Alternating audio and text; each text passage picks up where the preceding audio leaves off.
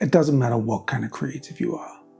Writer, singer, actor, dancer, or photographer. Photographs, eh?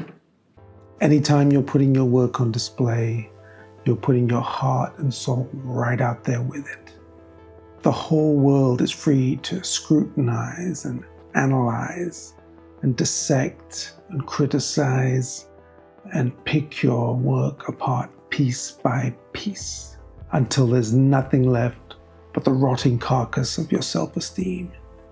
And it's during this extremely humbling undertaking that you're likely to come across a very familiar adversary: Impostor Syndrome.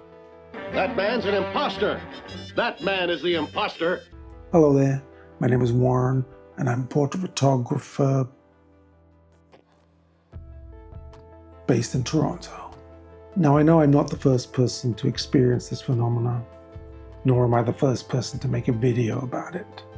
But I am going to give you my secret for coping with it, once and for all. As a species, we're hardwired to judge our surroundings, as in, oh, I wonder if fire is hot, or hey, I wonder if that large stripy animal with the savagely sharp teeth would make a good pet. Sit. It's a trait that's kept us alive since the dawn of humankind. So jump forward a couple of 100,000 years or so, and you're starting out as a portrait photographer. Impostor syndrome is inevitable, expected even. You're like the new kid in school. Nerd! And it's given that you will measure yourself against your new cohort and expect that they will be doing the same, testing your limits, weighing your skills, judging if you belong in their world. As a creative, it's a rite of passage, but it's bound to make you feel more than a little bit self-conscious. You're going to compare yourself to photographers you admire.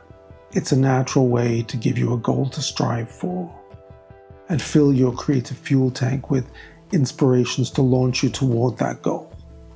But make no mistake, you will feel inferior to those that have walked before you.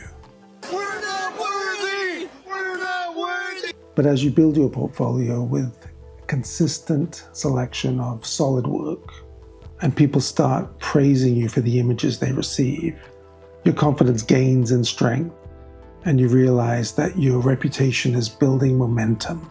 So you happily wave goodbye as imposter syndrome fades in your rearview mirror. So long, suckers! As you cruise down the expressway towards a prosperous future driven by your passion. But then a funny thing happens as you pull into the next truck stop on your journey. Look who jumps into the passenger seat. It's your old friend, Impostor Syndrome. Kramer. Just drive. Now for me, he tends to show up at two key moments. One, when I've just booked a promising new client, one that offers new challenges and the potential to open new and exciting creative doors. It doesn't matter how much I prepared for the shoot or how positively the client rates my work, that nagging voice always resurfaces, lurking in the back of my head, chipping away at my confidence. What if I can't deliver? What if I can't get the lighting right? What if I can't build a rapport with the client? What if I can't capture the client's vision the way I'd imagined? It's not the least bit helpful. The second way it surfaces is a lot more insidious and potentially a lot more damaging. It's when no one is booking you, despite your growing list of achievements, despite some stellar reviews, despite your solid portfolio. Your calendar is a desert wasteland. So you start to doubt. You start to wonder if you got it all wrong. You start to panic that your best work was just a fluke, or worse, that the people who heaped praise on you were just being kind.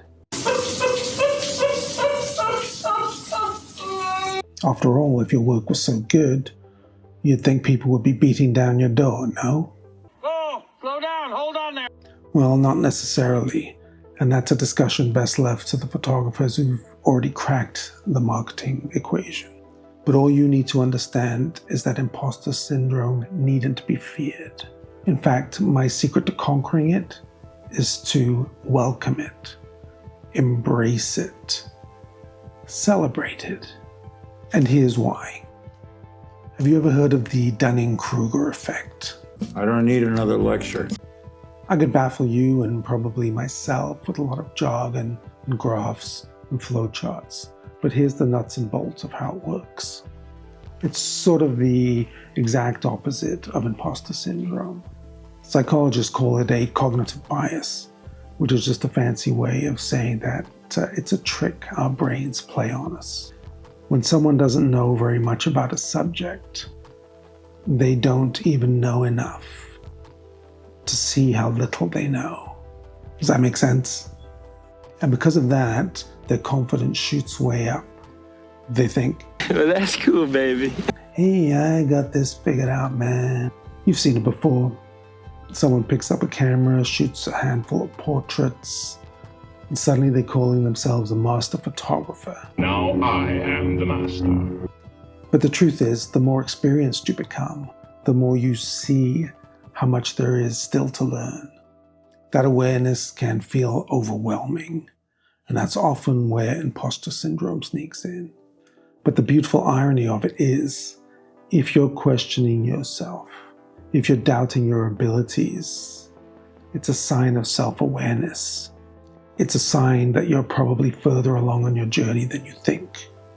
The people who never question themselves, they're usually the ones that should. So how do I cope when this feeling grips hold of me? How do I keep myself afloat when the waves of doubt are crashing around me? It's simple. I have a mantra. Is it mantra or mantra? I don't know. Let's call it a catchphrase, a slogan. Anyway, I believe so much in this mantra that I have it tattooed on my forearm, so I never forget, never lose sight of its power. It's a simple script, written in Latin, dum spiro spero. While I breathe, I hope. There are nights I lie awake staring at the ceiling, thinking about all the ways I failed to get my business off the ground, thinking about all the personal flaws that impede my progress, thinking about all the skills I've yet to master. And in those moments, I feel this momentary sense of panic wash over me. It feels like the fates are messing with me, testing my resolve, taunting me, asking me if I think I've still got what it takes. The worst part is that in those darkest hours, I can't even see my tattoo. I've got nothing to cling to for support. My confidence wavers, my foundation begins to shake. But you know what? As corny as it may sound, I know that no matter how dark it gets, there will be that inevitable moment when the dawn breaks and I can once again see that tattoo. My optimism starts to rise and hope begins to flicker back to life. So this tattoo, it's not just decoration. It's not just an empty promise. It's a totem, if you will. A concrete reminder that no matter how hopeless things seem, or how strong the tide crashes against me, I need to stay in the fight. Because the only way things will get better is if I'm here to make things better. Still breathing, still hoping, still doing the work. So embrace your imposter syndrome. Don't fear it. Don't let it drain your resolve. Don't ignore its voice, but don't let its voice grow louder than your self-confidence. It can be a necessary part of your psyche, but don't let it be the dominant part. When it challenges you, call its bluff and rise to that challenge. When it makes you feel uncomfortable, use its energy to push yourself out of your comfort zone. Imposter syndrome, that voice of doubt, it's not there to tear you down. It's there to keep you humble, to keep you sharp, to keep you learning, to keep you growing, to keep you moving forward.